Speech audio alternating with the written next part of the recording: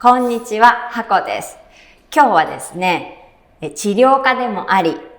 ダイエットのコーチングもされているこうちゃんをお迎えして骨盤と股関節についてお話ししていきたいと思います。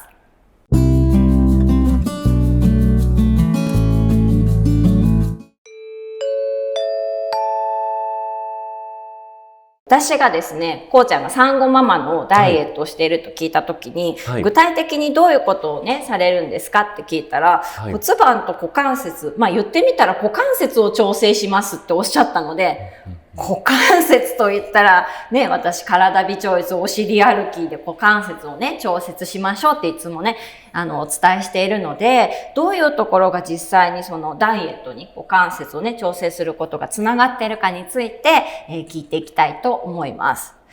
で、実際に皆さん多分産後ダイエットの方、ダイエットしたい方って、産後に限らずね、女性の方特に骨盤をって皆さんなんとなく聞きかじって、骨盤整えるんでしょって皆さん言うんですけど、想像がね、なんか骨盤って皆さん思うと、こう広いのがこうなればいいんでしょって思ってたりとか、こう開いちゃったのがこうなればいいんでしょみたいなね、やっぱりそういうイメージを女性の方はされるみたいなんですけど、ぜひちょっとそういうことでなくてねっていうのを、教えていただきたいんですけど、必要です、これ。ありがとうございます。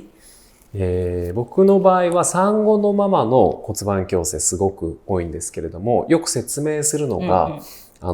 産後に限らず、もう妊娠中期ぐらいから出産をする方っていうのは、もうホルモンの影響で、骨盤骨が、3つで構成されてるんですけども、だんだんとこの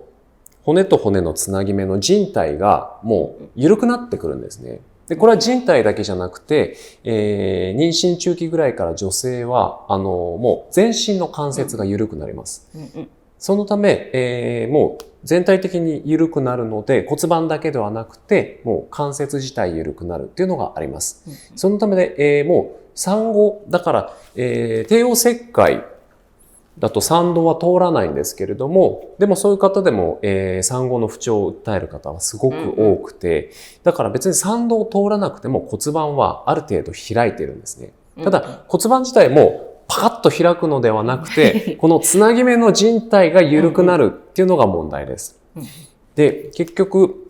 先ほど、言った骨盤が緩くなるのもそうなんですけれども、お腹が大きくなるので、結局骨盤を後傾といって、少し、そうです。こうしないと、なんでこうしないといけないかというと、お腹が出るから転がってっちゃうんですね。そのまま前傾の前お腹が出ると。そのため骨盤後傾に慣れたままの人がすごく多いので、そのままお尻とか股関節周りの筋肉、あとは、内臓下垂といってここのスペースができてしまうので、内臓が機能しにくくなるので、ものすごく代謝が落ちるんですね。それで太りやすくなるし痩せにくくなるっていうのがあります。ただ怖いのが授乳ボーナスですね。ね、授乳中はね、それ上げてるだけでカロリーがそっち行く、エネルギー取られるから痩せてるんですけど、そうなんですよ。授乳終わったらね。もう、だから結局、太りやすくて痩せにくい状態でも、授乳してるとどんどん体重は減ってるっていうので、すごい食欲も増すんですね。で、授乳が終わった瞬間、授乳ボーナスが終わった瞬間、体重がもう一気に激増するっていう方が多いです。なるほどですね。で、さっき、骨盤後傾ね、お腹に赤ちゃんがいてこうなるっていうお話して、そうするとね、内臓が下垂して、太りやすくなるっていうお話をされてたんですけど、私、普段このスタジオで教えてるんですけど、ほぼな確率で皆さん普段が骨盤後傾なんですよね。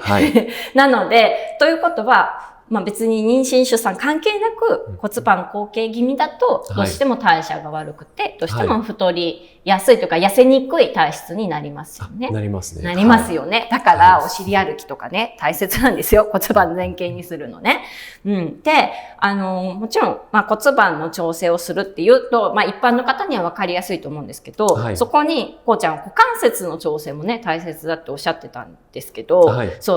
なんで股関節なのって多分ね、思うと思うんですよ。骨盤はなんとなくイメージつくけど、どうして股関節のね、調整がダイエットに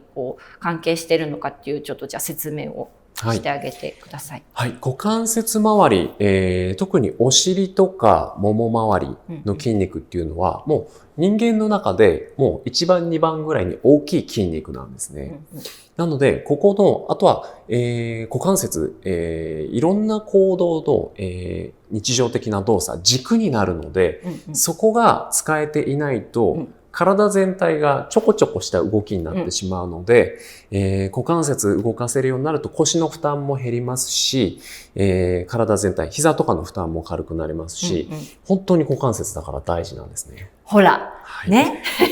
私が、過去のね、動画もぜひ見ていただきたいんですけど、股関節から歩けることが大切とかね、痩せたい方は股関節からって言ってるんですけれども、そういうことですよね。だから股関節が上手に使えるようになれば、日常生活でもカロリー消費も増えますし、ダイエットとかしても努力が報われやすい状態になります。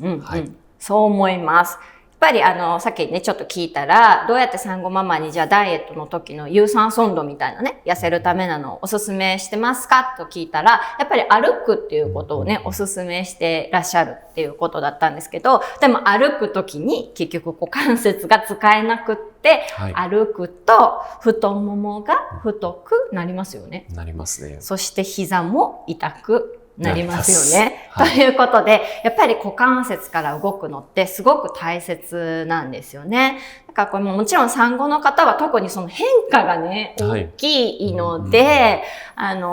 っぱりね、産後のダイエットって思うと思うんですけど、産後の方に限らず、やっぱり骨盤後傾気味の方は、ぜひね、股関節調整して、骨盤がね、後傾にならないように、自然と前傾になるようにして、で、股関節から日常生活がね、送れるようになるといいなと思います。